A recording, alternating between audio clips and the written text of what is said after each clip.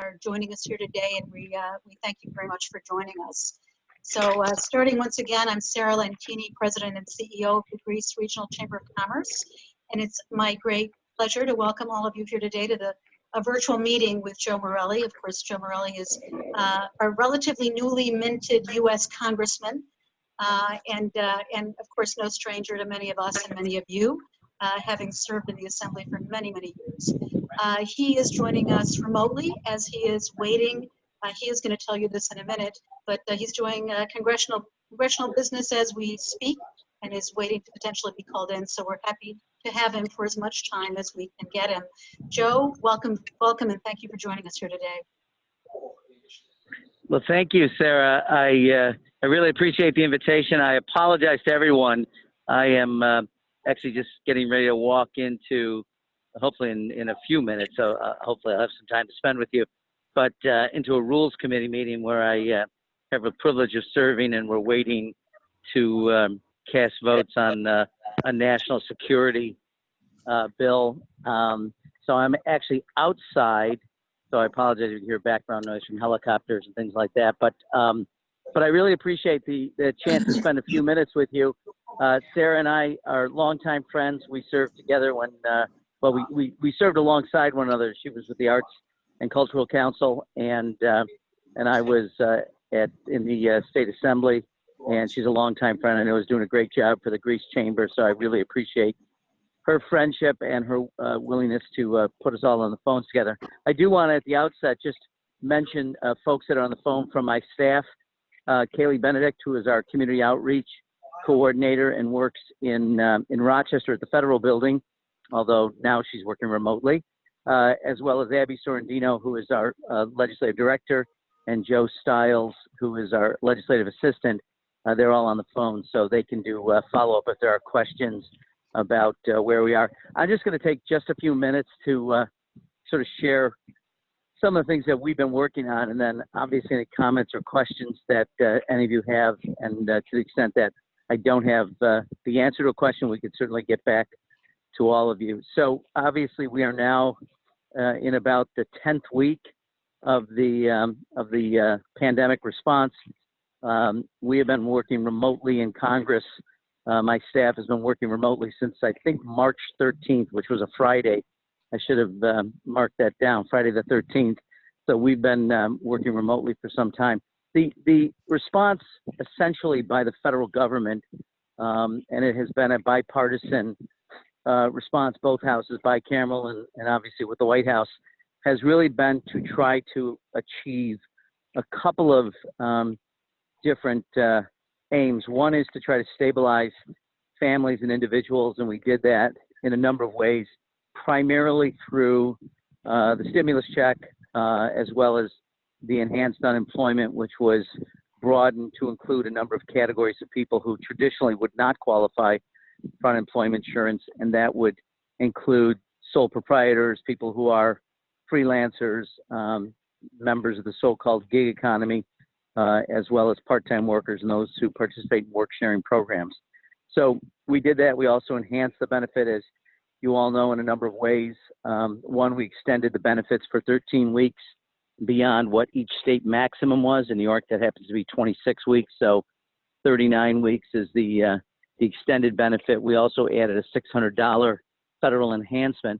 The whole notion of this was, rather than trying to pick industries, we felt if we could just help everyone to kind of stay in place.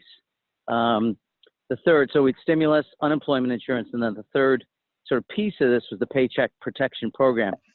You know, when we started thinking about this, I had lobbied my colleagues to try to essentially get payroll to be paid for by the federal government for businesses affected by the pandemic instead of the unemployment insurance program. It could have been a means to distribute funds, but what I didn't want to have happen was businesses having to lay people off in order for them to be economically secure, because I was afraid of the added disruption when the pandemic started to ease and we were reopening, that you'd have to put teams back together, and in some cases would have lost employees, which might have gone to other opportunities. And so it would require businesses, particularly small ones, that have smaller revenue base to have to reassemble teams, do new hires, training, et cetera.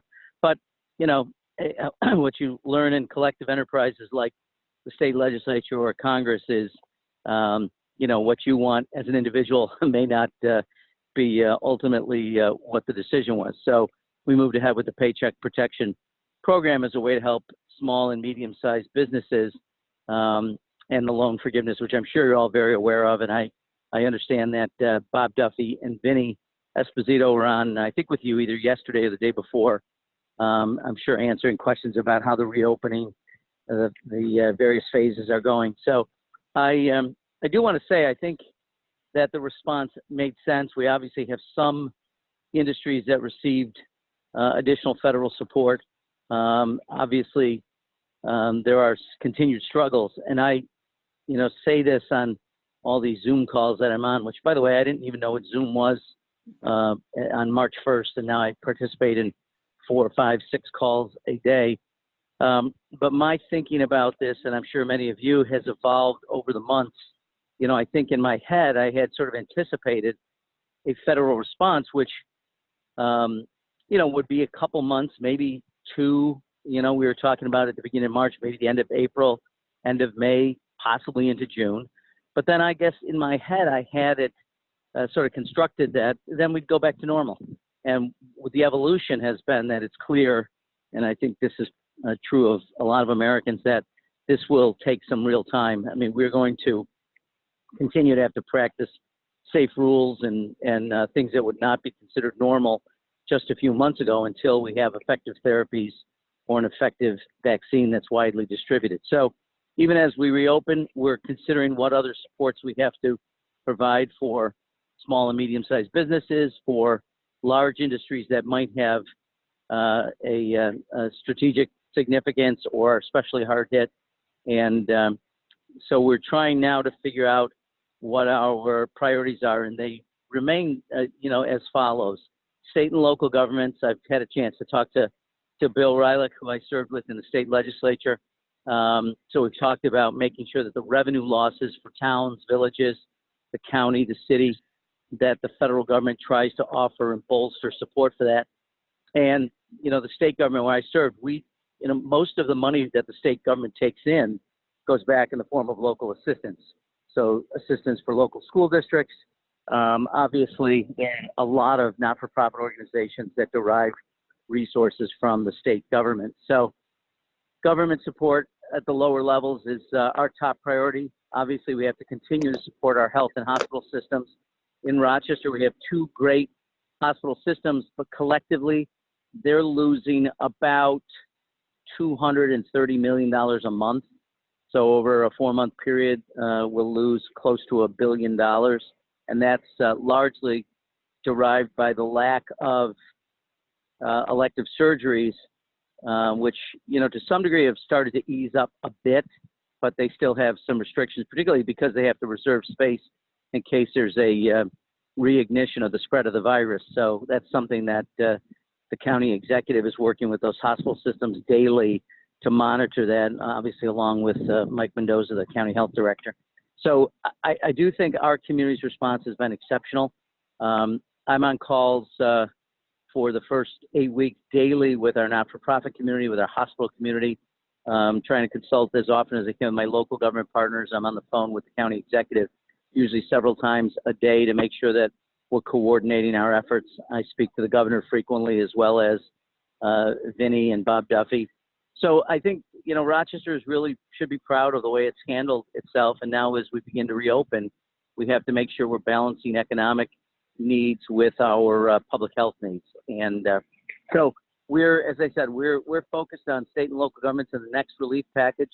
We're also focused on trying to help our hospitals and healthcare systems get through this, and then to see what continued support we have to provide for small and medium-sized businesses. So I think with that, and I apologize, I've taken longer than I actually hoped to in the intro, but I'd love to be able to answer any questions. And as I said, when I don't know the answer, I'm almost certain that Kaylee, Abby, or Joe will, so they should feel free to step in. But Sarah, if you have questions, I'm happy to take them. I do. And also just want to make sure everybody knows, again, bottom of your screen, take your cursor, run it. You'll see a chat box so that you can send a question. You can send it privately to Joe, privately to me, or to everybody. There's a little drop down that controls that. So Joe, my question to you has to do a little bit with the past. So the first big piece of funding that came forward for small businesses was the EIDL program, the economic injury disaster loan program. And it had, Yes. you know, did I say the wrong thing? So that was directly administered by the SBA, and there was an overwhelming response that I don't think anybody had expected. And I know that there were, you know, there was some future funding that all of you in Congress had agreed on to put more money toward the EIDL program. But what I'm seeing and what others are seeing right now is that the future funds have not resulted in the ability for small businesses to submit new applications. I think the SBA at this point is only accepting new applications from agricultural businesses, agricultural concerns, which is, you know, a little bit narrower than maybe some of us might like. Do you have any, I don't know if that's too in the weeds, because of course that starts to speak to administration, but do you have any insight for us? Is it likely that small businesses will once again be able to apply for those funds? Yeah, so, you know, what you find, and we've certainly found through this, is that some of the things that the Congress authorized, or some of the restrictions and limitations that are being placed on the money was done unilaterally by the executive agencies. So, for instance, I think the economic injury disaster loan, I think, was a maximum of $10,000, and then the SBA, fearing the amount of money that was going out too quickly, limited it to about $1,000 per employee. That was not in the statute. That's not what Congress wrote. It's what the SBA made an adjustment to. I think they've since stepped back from that, but I was not aware that they're limiting it now to only agricultural businesses, Sarah. So we can follow, but I don't know if Joe or Abby has any additional information on that. But those are the kinds of things, as we're looking at what the next package of relief will be. Those are the kinds of things we need to know. So this feedback would be helpful in that regard. Oh, I'm so glad to hear that. Actually, that's good. Yeah, that is what I'm seeing. You know, I kind of check the SBA funding site daily, and I'm seeing that there's a, you know, there hasn't been any, initially they weren't taking any more new applications, and now they're only taking from agricultural organizations. So that would be something I would think that our members would agree with me that the EIDL funds, both the loan portion, but especially that advance, which was up to $10,000, would be great to be able to, for additional businesses to be able to access that. I do see that there's a question for you, Joe, from Alex Crichton, and it's a question for Joe. Congressman Tom Reed feels the HEROES Act is dead on arrival in the Senate and says the SMART Act will help local governments. Any thoughts on that? Well, I appreciate my colleague and friend Tom Reed. We work together on a lot of things. But what I have learned in my short time here is that it's no different than the state legislature, which is often people will advance a bill, and one of the two houses will advance a bill, and that's a starting point for negotiations and discussion. So while I don't expect the HEROES Act, which passed the House, to pass the Senate in that form, I certainly think it's an important starting point for conversations. And, you know, I have introduced legislation several weeks ago, which actually was incorporated into the HEROES Act, which was significant support for state governments across the country, $500 billion, as well as an additional amount for local government. So I think there are a number of different bills. No disrespect to Tom, but I think it's obvious that the House bill isn't going to pass as is. I would note, though, that the CARES Act was a bill that the Senate put out and passed, and then got modified dramatically once the House and the Senate negotiators got together. So, you know, this is sort of standard, a way of not only legislating, but it's a standard way in any negotiation where parties offer their, initial, make an initial offering, and then people negotiate back and forth. So the House Democrats have made clear that the local government and state government funding is the top priority. So I am very confident that when we get to a negotiated deal, that there will be substantial support for those levels of government. Thank you. You also have another question that's coming from a small business owner. Gyms have been included in phase 4. There's an effort currently underway in New York to reclassify gymnastics clubs from phase 4 to phase 2. Gymnastics clubs are significantly different than health clubs. Are you aware of this effort? And if so, can you comment? I am not, hang on one second, Sarah, I'm trying to, sorry. I'm not aware of, obviously there are differences. You know, that's largely left to the various states. So that's a decision that the governor will make in consultation with the Department of Health and Economic Development. So generally speaking, the federal government doesn't, you know, play an active role. Obviously, the president has opined on what he thinks should happen, but it's really under federalism. It's really the 50 governors and state legislators and state legislatures and the various executive agencies to make determinations. It is a little interesting traveling. So yesterday I drove obviously through New York, Pennsylvania, Maryland to get to Washington, and you just see the differences from state to state. So you know, I'm happy if someone wants to send us something as a follow-up. We talk to our state partners often. I will say this, and I'm sure Bob and Vinny mentioned this on their call with you, that we're really looking for businesses to be proactive, to describe how they would go about safety measures, how they would maintain social distancing and masking and do all the public health things, so that we don't see another spread or another surge in the virus. And the other thing I'd say is, I know there's a lot of grumbling about this, but you know, we do not, and this shouldn't be a surprise to anybody, but up till now, we don't have a manual that you just pull off the shelves that says pandemic response. So the various governors are trying to look at the data they have in concert with the CDC and trying to make the best decisions they can. And I think the governor's actually done a pretty good job of balancing those interests. And it's a little bit of a moving target. I mean, things shift and we get new data, new information. But anyway, that's a long answer. But we'd be happy to, if someone wants to follow up, and we can certainly get Kaylee or Abby and Joe to leave their email so we can do a follow-up, and then we're happy to talk to our state partners. But it is ultimately their decision on how to proceed. Sounds great, thank you. And in fact, for anybody who hasn't noticed, take a look in the chat box. You'll see that Kaylee Benedict, who is Director of Community Affairs for Congressman Morelle, has left her email address and says, please feel free to reach out to her and the entire team for any follow-up questions you might have. You know, you brought up something, Joe, that I wanted to actually ask you. Indirectly, you brought it up, and that is, you have, you know, you've got now a national view. And obviously you're actually going to Washington, right? Because it sounds like, pretty sure you're calling us from Washington. So yes. First of all, how are things? Right on the Capitol lawn. Right on the Capitol, you're on the lawn. Okay, very nice. I want a photo of the lawn. But anyway, so how are things functioning in Congress? You know, how are you guys managing?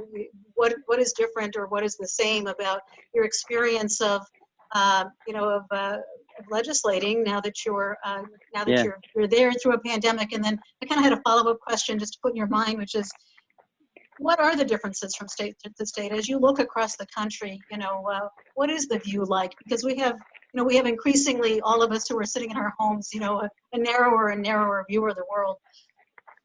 Yeah, great questions. The first, you know, it's taken us a while to adapt. I mean, the Congress is steeped in tradition and history. Some of it is rules, some of it is just precedent.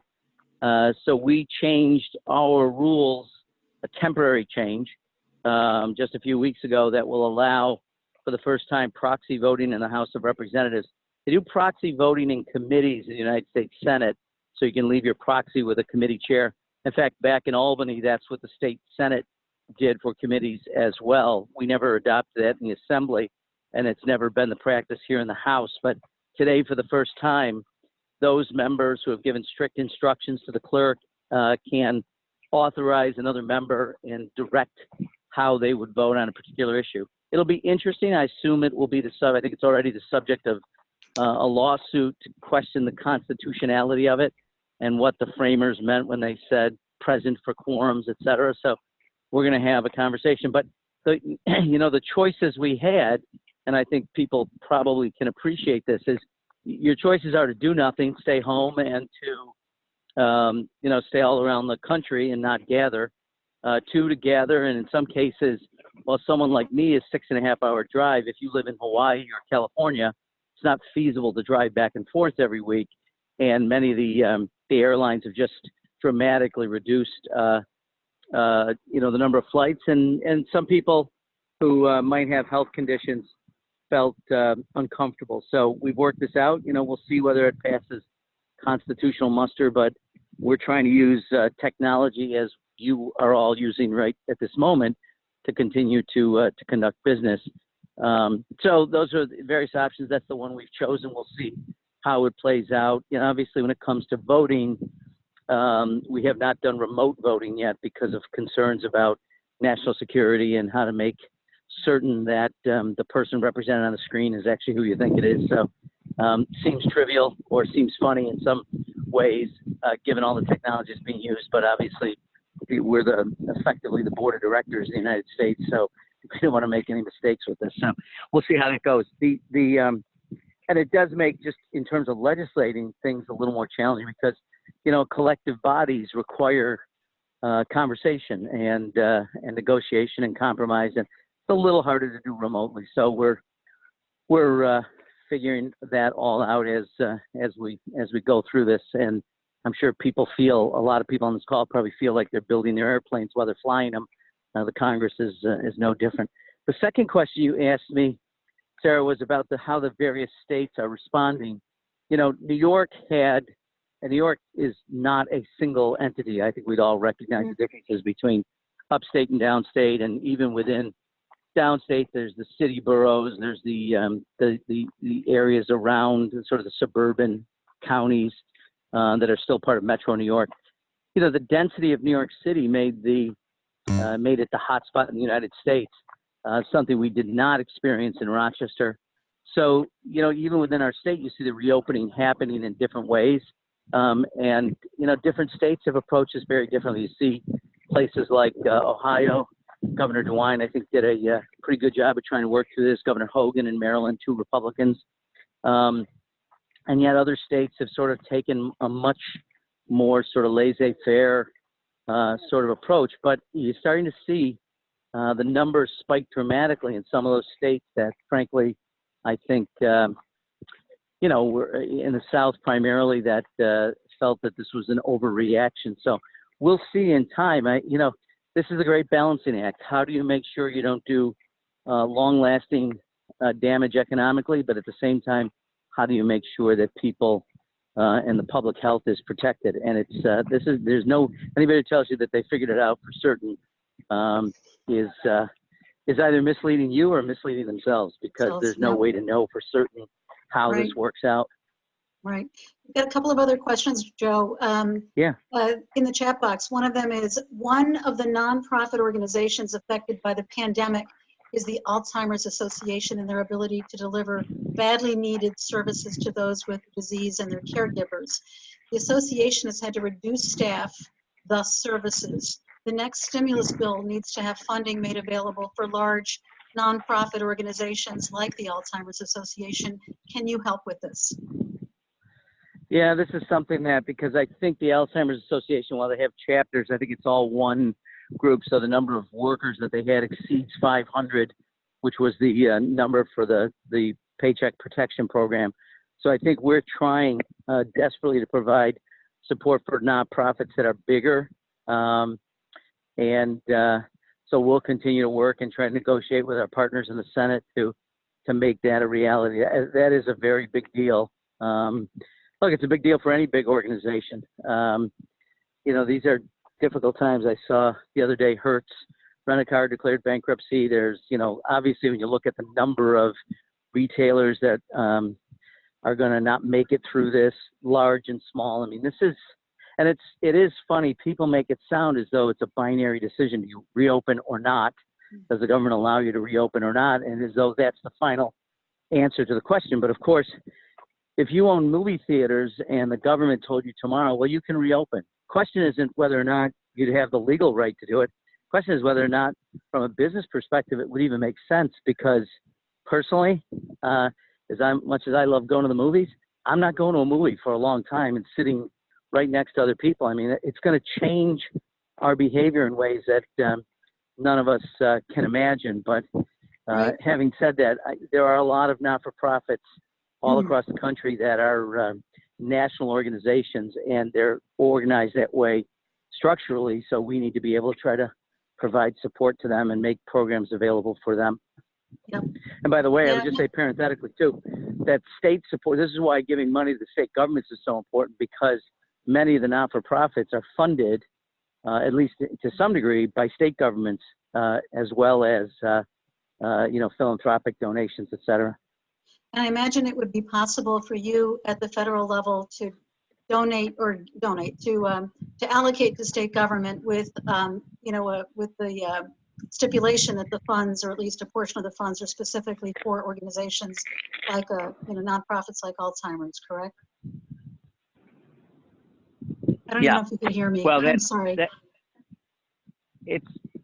Sorry, I just switched over to speaker for 1 second. But, the challenge is I don't want to substitute my judgment for the various state governments. I know there's a big push to do what they call a maintenance of effort, saying that, well, if the federal government gives so much money to the states, that we're going to require that the states provide the same amount of support that they did last year to like school districts, et cetera. But it gets hard, then you're micromanaging, and that's why we elect governors and state legislators to make those judgments. So I'm a little reluctant to do a lot of micromanaging from Washington. I think states and localities and local governments can handle their responsibilities without us telling them how to do it. Well, thank you for sharing that. That sounds like one of the complexities of the job. You have other questions, at least one that I'm seeing in the chat box. The question is also a statement, I suppose, because it's a salutation to you. A hearty hello and go Lancers Joe. Did you hear the that probably sounds familiar to you. Mr. Hardy, thank you, Mr. Hardy. Michael. I figured you knew who that was. It did come to me privately, however. Did you hear the 800 American bus coaches that rallied in D.C. last week to promote relief for the movers of America, 600 million people annually, and really need relief in the next bill? I'm not sure I did that justice. Sorry about that, Michael. Can you help the transportation companies with the most affected tourism industry, which could and would help with airline challenges moving people?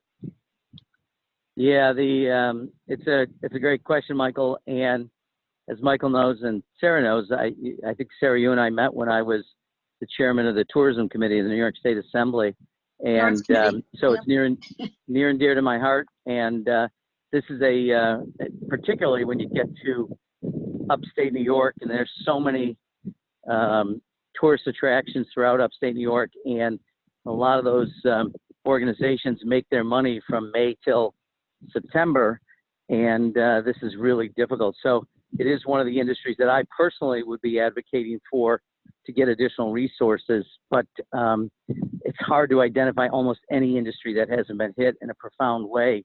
And so that's the struggle here. In my mind, this is a year where you try the greatest degree possible, keep everybody in place, keep everybody safe. Corporations aren't going to be making profits. They're going to basically stand in place and get to the other side, so to speak. And those industries that have particular challenges, we're going to try to, I'm going to sort of advocate for us to step in and try to keep them afloat. It is a very, very difficult time for them. And Joe, you must have lots of connections in the community, because now we have another comment in the chat box. Go Joe, East, was this East? It's EHS class of 75, right? Does that sound correct? Eastridge High School. Yeah. Thanking you for your time, and appreciating you doing this for us. Before we end, I really want to talk about the PPP program, the Paycheck Protection Program, because it's been, so I just want to sort of feedback, if I may, on behalf of what I think are many, many organizations, that it has been a lifeline. So it's a very good thing. I think it's managed to keep an awful lot of businesses moving, at least for the short term, even if they're moving in somewhat different ways and more constricted ways. And obviously it's been critical in keeping, rent paid, mortgage paid, utilities paid, and Yeah. folks on payroll or back on payroll. But it only lasts for 8 weeks, and that 8 weeks for Right. many is probably starting to come to a close.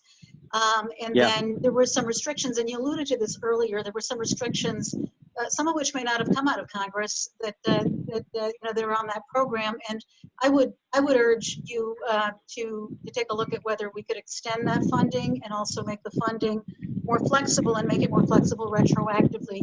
And I can speak more to that if I'm not being clear enough, but I think you know what I mean.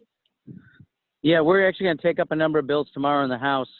That's part of the reason we came back this week, that would give greater flexibility to small businesses. For instance, if you got your money in the beginning of May and the program runs to the end of June, you may not have the full 8 weeks left anymore. If you got funding on May 10th, 8 weeks is going to come and go. It's going to be into July. So part of it's going to be extending the period of time you can spend the money and still have it forgiven. We're going to make a number of adjustments. The 75-25 rule, for instance, which was instituted not by the Congress, but by the Small Business Administration and the Treasury Department, which said you had to spend at least 75%. That was an additional constraint that was placed not by the Congress. We didn't anticipate that. That was an adjustment made. So there's a number of things that we're going to do. I would actually, since there is still, surprisingly, the first tranche of money was $349 billion, which went pretty quickly, and people were still queued up, so to speak, at the banker's window.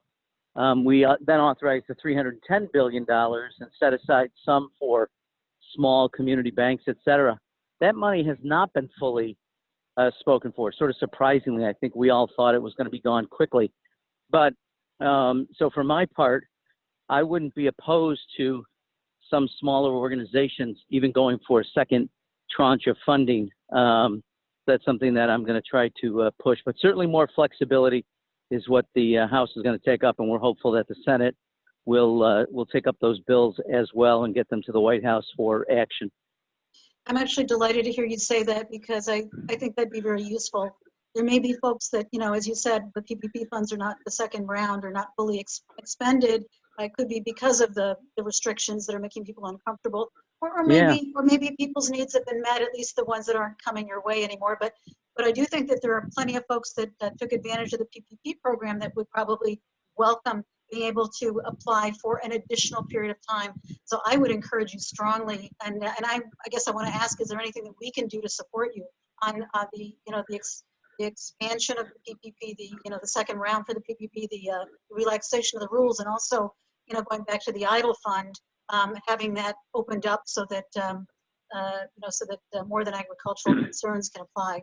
What can we do? Can we do anything to help? Yeah, well, people should feel free to send emails describing their thoughts on that. I mean, we really do use that to communicate with our colleagues to say, I'm getting calls and letters from constituents relative to X, Y, or Z, and then we can share those thoughts and those comments. Many times people all around the country are experiencing the same thing, but sometimes, we have a unique take on it in our region that can be helpful to people. So I think, those are big challenges. The other thing about the PPP, which, this is one of the, I think, perverse incentives that I don't think we intended to create, but in some cases, the extended unemployment benefits to a worker is richer than it would be even staying at home, but getting paid through the payroll that they would normally get. So, it's hard to fault someone for taking more money for their family during a crisis like this. But what it meant was the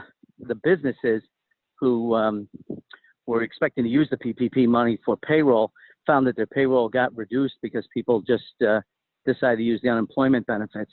But, as long as you've extended an offer and they've declined it, it allows the money to still be forgiven. It just means that the money will last longer. So that's why we need to make sure that we spread out the time horizon as well.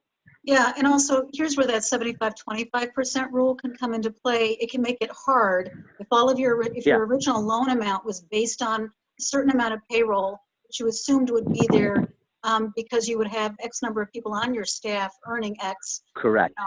If suddenly that number Which drops, is, again, because then you may have trouble actually meeting the requirements of the the forgivability, especially of the loan. So Correct. And that was yes, not, again, that was not a congressional decision. And that is one of the things I think that, I can't remember which bill we're doing that changes that, but it eliminates that, that restriction, which was not a congressional, that was not part of the provision of the bill that we passed. okay. Well, so I'm hearing that a letter, letters or a letter from a whole bunch of us at once, which I suppose the chamber could take the lead on, right? Sure. We could Yeah. get our members to get behind those that want to, and especially if the majority are question. in agreement. We could Yep. send you something that says, here are the opinions and the voices of a whole bunch of us. Please, we're your, we need you to represent you in this way. And I'm seeing, one of our business member owners saying, yes, please try to extend the timeline on the forgiveness. Thank you, Congressman Joe. So I think there would be support for us sending you that kind of a letter. And that's really what I was asking. Is that a good exercise? Is it a worthwhile one? Does it actually, Yes. have some utility, because we want to be useful. So glad to hear that. There's no question that helps, and that helps us be able to advocate to say that, we've heard from people in the district about the following issues. Terrific.